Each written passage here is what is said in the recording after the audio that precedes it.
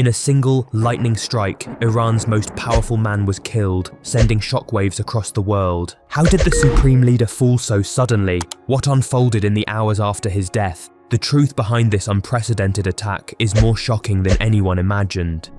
Chapter 1. The day the attack began. On Saturday, February 28, 2026, the United States and Israel launched a highly coordinated military operation targeting Tehran, Iran's capital. This wasn't just a series of random strikes. Intelligence agencies had pinpointed strategic locations where Iran's leadership was concentrated. Months of surveillance and high-level planning made this operation both precise and high-risk. The missiles and airstrikes hit simultaneously, focusing on key governmental and military infrastructure. Satellite imagery later revealed significant damage to leadership compounds. The timing was crucial. Intelligence suggested Ayatollah Khamenei was present in one of the targeted compounds, making this strike a focused effort to remove the supreme leader. As explosions rocked the city, Tehran's skyline filled with smoke and chaos. Global news networks scrambled to cover the unfolding events. This was a turning point, signaling the most decisive action against Iran's leadership in decades. Experts around the world began analyzing the long-term implications for regional and global politics as the first wave of the strike successfully reached its intended target areas. Chapter 2. Where Khamenei was at the time. Ayatollah Ali Khamenei was inside his official Tehran compound when the attack began. These compounds are the central hub of Iran's political and religious leadership, making them critical strategic targets. Months of surveillance by US and Israeli intelligence had tracked Khamenei's routines, communication patterns, and security measures, enabling a strike with unprecedented precision. As missiles hit, chaos erupted throughout the compound. Security personnel attempted to respond, but the intensity and coordination of the explosions overwhelmed all defenses. Khamenei was reportedly inside one of the main buildings when the attack struck, leaving no chance for escape. Satellite images later revealed extensive damage to the targeted area, confirming the strike's surgical accuracy. For Iran, this was an unprecedented event. The supreme leader, the nation's highest authority for decades, had been directly eliminated. A leadership vacuum instantly emerged, security forces scrambled, and political stability was thrown into uncertainty. Analysts immediately began evaluating the far-reaching consequences, noting that removing Khamenei could reshape Tehran's governance and the broader balance of power across the Middle East. Chapter 3. Confirmation of his death.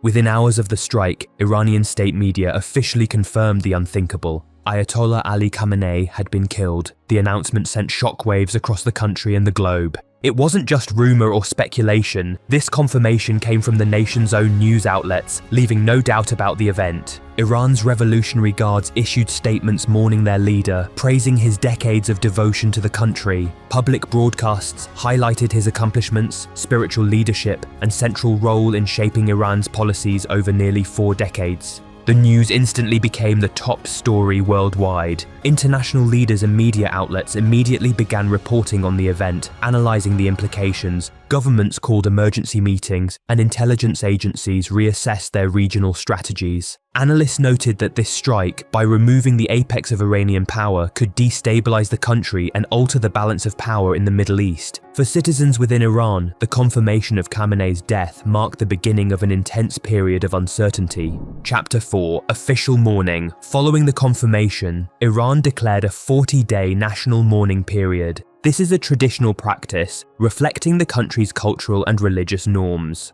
Public life slowed as the nation collectively reflected on the loss of its supreme leader. State media dedicated extensive coverage to ceremonies, historical retrospectives, and discussions of Khamenei's life. Clerics and officials led prayers and remembrance sessions, emphasizing unity and national solidarity. The mourning period allowed citizens and government personnel to process the sudden and shocking loss. Cities across Iran saw gatherings in mosques and public squares. Streets were decorated with black banners, and officials delivered speeches honoring Khamenei's decades-long leadership. Schools and workplaces observed mourning protocols, while television and radio focused almost exclusively on memorial coverage. This period also served a strategic purpose. It allowed the government to stabilize internal sentiment and maintain control during a time of potential unrest. Analysts observed that the 40-day mourning period was as much about cultural respect as it was about ensuring continuity of governance amidst a crisis. Chapter 5: Public Farewell Ceremonies. Iranian authorities organized extensive public ceremonies to honor Khamenei. His body was placed at Tehran's Imam Khomeini Prayer Hall, also known as the Grand Mosalla, where thousands of mourners could pay their respects. Multi-day ceremonies were structured with visiting hours, processions, and prayers led by religious scholars. State media broadcast these events continuously, showcasing the scale and cultural significance of the farewell. Crowds traveled from across the country to participate in the unprecedented ceremonies. Security forces coordinated to manage the flow of attendees, ensuring safety while preserving the solemnity of the events. The sheer magnitude of the gatherings reflected Khamenei's influence and the reverence in which he was held. The formal burial was postponed due to logistical challenges and anticipated turnout, with authorities promising a later date for the interment. This allowed more citizens to participate in the farewell, while ensuring safety and organization. The ceremonies underscored both Khamenei's political authority and his spiritual significance, marking a historic moment in Iran's modern history. Chapter 6: Immediate Aftermath in Iran. Khamenei's death triggered immediate political and social repercussions. Authorities moved swiftly to stabilize the nation, emphasizing continuity of governance and heightened security measures. State media focused on public ceremonies, national mourning, and statements by senior officials, providing structure and reassurance amid uncertainty. Internally, succession planning became urgent. Iran's constitutional process for selecting a new supreme leader began, while the government worked to prevent instability. Psychologically, the nation grappled with decades of leadership disappearing in a single strike. Citizens faced the shock of sudden loss while navigating political and cultural upheaval. Internationally, analysts and governments debated the implications. How would Iran function without its longtime leader? What would happen to regional security? Global powers watched closely, reassessing strategies. Economists, diplomats, and political experts closely monitored Tehran, recognizing that the sudden power vacuum could have cascading effects. Even weeks after the event, the consequences continued to unfold. Iran's political landscape, social cohesion, and international relationships were all in flux, making Khamenei's death a turning point in history with global implications. The death of Ayatollah Khamenei marks a turning point in world history. Don't miss the next developments as this story unfolds and reshapes the Middle East. Hit like if this analysis shocked you, turn on notifications, be the first to witness every revelation in this historic moment.